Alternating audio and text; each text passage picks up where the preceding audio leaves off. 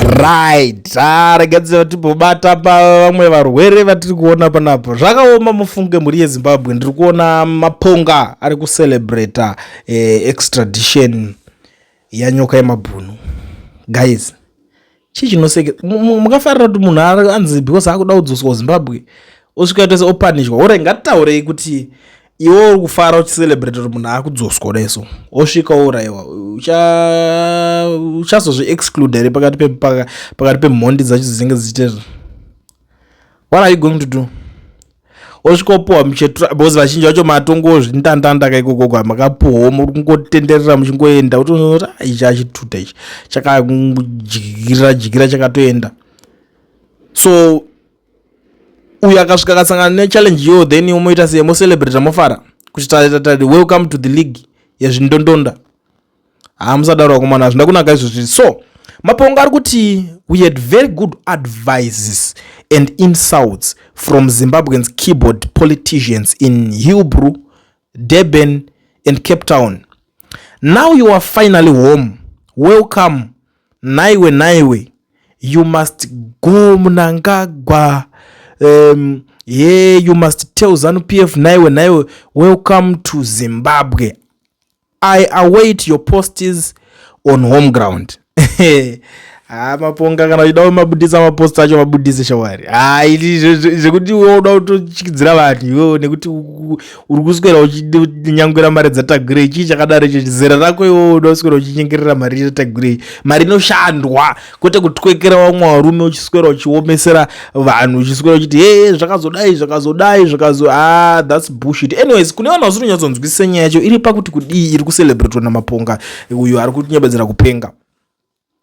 A South African court has approved the extradition of Zimbabwean activist Wellington Masiwa, better known as Comrade Nyokayemabhunu, a firebrand critic of Zimbabwe's government and prominent voice in Geza revolution, to Zimbabwe, where he says he faces possible persecution on politically motivated fraud charges, a claim his supporters say the ruling party's jubilant reaction has only reinforced. Nyokayemabhunu, a prominent critic of Zimbabwe's government and key figure associated with Geza revolution movement, has constantly denied the charges against him. He and his supporters argue that the case is politically motivated, stemming from his outspoken opposition to government policies. Zimbabwean authorities, however, maintain that the extradition request is based on legitimate criminal allegations unrelated to his political activities. Following the ruling, Masiwa expressed fear that he would not receive a fair trial or human treatment if returned. His legal team has indicated it will appeal the decision, a process that could delay his transfer indefinitely. The ruling party in Zimbabwe has publicly welcomed the court's decision, a stance that Masiwa's backers say underscores their belief that the legal proceedings against him are driven by political consideration rather than justice. Human rights observers have called on both South African and Zimbabwean authorities to ensure that Masiwa's legal rights, including access to legal representation and due process, are fully protected throughout the extradition process. The case has reignited broader debate in the region about the independence of judicial systems, the treatment of political activists, and the standards applied in cross-border extradition matters. As the legal process continues, attention will remain on the appeal proceedings and on whether Zimbabwe's obligations under international law regarding the treatment of returned individuals are observed. That's the issue yatinayo pano mamirira yakaita yekwa Nyokayemabhunu. So handisi kuziva kuti vari kudonha ruta. By the way, let me tell you something, guys. Chimwe chinhu chinoitika navanhu chiri vamwe vari very stupid vasinganyatsonzwisisa izvinhu izvi.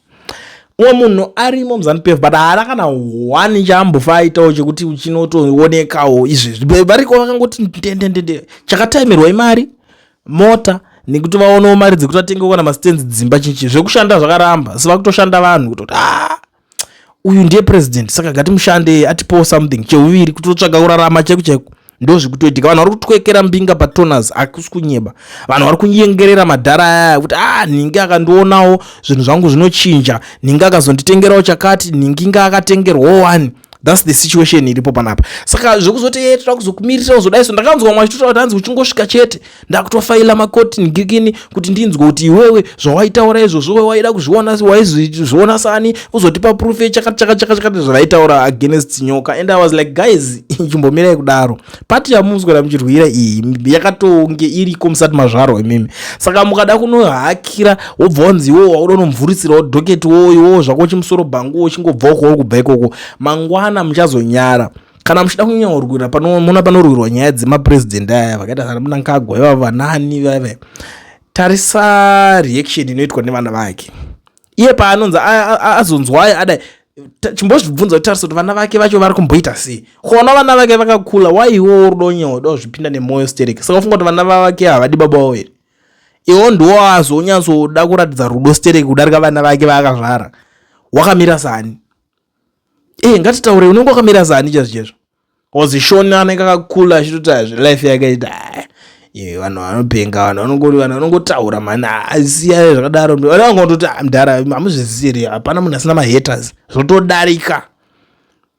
Even iye wacho anozwa kuti tichangotonga vachiukura otoenda then iwo zvako watobvawo kwamupini wasvotoka uko kana kuti kwamupini wapfekerwa uko wobva watosvika wotanga kutoti aiwa toda kutogadzirisa order. Ndakatoona umwe achiti aiwa zvakadai hazvifanira kunge zvichiitika. Ndakati iwe shamwari tarisa kune zvamutofunga kuti muda kuita izvezvi in this era zvakaitwa nevanhu vakawanda, vanhu vanga vane influence iri better than meseme, vanga vatone simba raitotapira vaitopuwa mari dzaitotapira panguva yaMugabe vakarovera vanhu Mugabe. Go and check right now kuti vanhu vese vakarovera vanhu Mugabe veve vari sei vakasara vane chi kwangu ngotsvaka dzveneka kuti vaMugabe vangoti ndingirikini akapenga manje Mugabe anga asingatobhadhare wesi Mugabe angatori wesi manje vanhu vanotombotawo Mnangagwa abhadhare chichi but haanotombori nani anotomboita achipowa vamwe mota achididi Mugabe chakato I still remember ndiani ndimacheso akangopowa handshake ngomhoreswa anga asingatobhadhare but tarisa vanhu vanga vari busy kuti wakuti Mugabe office urowa munhu wochikora munhu woita sei. Tarisa life yavo izvezvi. Alright, izvezvi toda kuti vanhu ivavo are you telling me kuti pakati pevanhu vese hakuna wana ambosanganawo neproblem izvezvi? Vakawandisa ende maproblems anosanganawo akawandisa but chande kuti muchikwanisawo masorovha makarwira Mugabe uchamasorovha sei? Mari yese pfuma yakasarana naGrace Mugabe nevana vake chienda unoti ndibatsireiwo ndakamborova vanhu ndakaponda vanhu mazuva ababa unoti unowana chii? Unotanga kutobvunza kuti takakutumira baba vapi kutaura nezvavo baba wakafa wewe uri kuti chiwo tutori mistress ekuchema wewe kutokumbira mari panapo unotoitwa rafu ari rafu ka Grace manje ari rafu ndakazoti Grace anoputitsa manje unoona wakaenda mamusingatozviziva maybe akato zvinhu zvekuti akatozviinherita kubva kumurume wake anoputitsa anodzemura zvekuti pano. So what I'm saying is vanhu vese mune zvamuri kuita izvezvi muri busy kuti unoona kunonge zviri easy wakuda kuti Nyokayemabhunu tinozomomesera dai so zvimwe zvacho ndezvekungosiya. Munhu ainge ari pakufaita achifaitira zvaaifaitira kuti zvikwanise kunge zvichiitika zvakaendawo nepamwe yakasainwa kaCape 3 yacho saka muchanyoda kunetsere chimu because chaakuitika pa a lot of people are still wonder kuti saka why akunzi akunyanyodiwa izvezvi. Kuna vanhu vakatarget kuti vanonzikana vakangomazita vakangoapia chete vanodzingwa mabasa chete handisi kuzviona because Cape 3 yacho yadarika ka fighting yapedza vakuita which hand manje yakuitika kuti right iwo chuya chitudza kuti pane zvinhu zvaidingina wanyazotumwa naniwo ndiani who is the boss ndo nyaya yapo uchingomenshina boss wako boss iwo usiri unongochidiwa aiwa padiwa boss wako ubvanzo saka iwo ndio unotumira vanhu kuti udai so takukudzinga basa ende vanhu vacho vari kunza vari kurongodzinga mabasa muri kuvaziza mese ndo nyaya hombe tingatonzi tikatochikira but kune mimiwo anagudza mudungwe siyana nazvo nyaya dzaNyokayemabhunu advice ine musoro andingatokupai, especially mana maponga you better keep quiet. Hazvina musoro zvekuti mudarezve wanga watombogadzira zita rako uchitomboita kakutombo respect, or the way wanga watombowanawo to respect utototo zvitori right izvozvo, because zita rakanaka rinokosha kudarika mari. Unoona kuti nhasi akobva kuti ngatodai so ziva maenemies awazoita kuti mangani. Hakuna munhu anorarama neusingaperi, uchapfuura nekune vamwe vanhu ende ameno zvazvichazoitawo muupenyu. It's not kuti ndikudingina itongorowo chenjedzo yevanhu vatinenge tichingokuonai. Don't do that zvekuda kuswera muchinoomesera. Kana mutori vanhu vane dzinotoshanda, go and negotiate for him. Kana mutori utoziva kuti uyo une access yekunoninge kutotaura good things about vakomana vanga vatoriwo pakutsvaga, wotosiyana nazvo, because he is a Zimbabwean like all of you, and anga asingafaitire iye chete, aifaitira mese newe wacho waitoteerera wani nyaya dzake, waitoenjoya wani nechemumwoyo kuti ngazvibudirire, ndozvawaishuwira wani zvikazoramba ka, because imimi izvi zvivaisa vanhu vacho kuti muri muZANU-PF hapasiripo paposition yamune muchida. Mimi nyatsoda kuti mupowo maposition ana tungwarara aya, ana chivhayo aya, but zviri kuramba baba akabatwa kuti dzvi mapositions aya. Uzitaura iwo zvako. Ndanga ndazonyotaurisa mhuri yeZimbabwe tichasangana pane zvikamu zvinoteera, asi nyaya iyi kai handisi kuzoinyarara kusvika paitwawo zvinhu zvisvinu pamusoro paNyokayemabhunu kuti aiwa ka anodhizevha kutanga afree mvesu. Nguva yaagara mukati yareba komana, life yake zveso yakatoitwa miserable ne all these things zvanga zviri kuitika. So guys, please siyana nekumurwisa, especially vari kuningirina. Hapasina need yekuti muswere muda kuti tik naye kuita sei. Iwo kana nduna vamwe vachiti aiwa ngaripo pakutoti chauda akazodei zvaaitaura izvo, usiriwo wakatukwa nyarara dzikama. Siyana nenyaya dzevanhu hadzidi kupindwa nemwoyo, mangwana muchanyara.